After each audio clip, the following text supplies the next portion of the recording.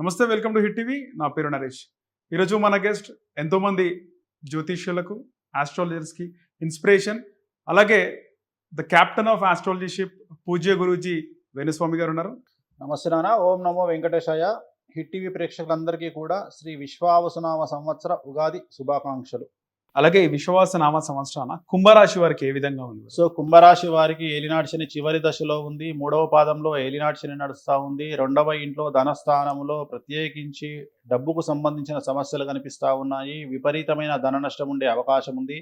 ఏ రంగంలో పెట్టుబడులు పెట్టినా, ఎలాంటి తప్పుడు నిర్ణయాలు తీసుకున్నా, అప్పులు ఇచ్చినా, చిట్టీలు వేసినా, ఎవరిని నమ్మి డబ్బులు ఇచ్చినా ఖచ్చితంగా డబ్బు కోల్పోయే అవకాశం కనిపిస్తూ ఉంది. జాగ్రత్తగా ఉండండి. మీరు పెట్టే ఇన్వెస్ట్మెంట్లు ఖచ్చితంగా నష్టాన్ని చూపించే అవకాశం ఉంది.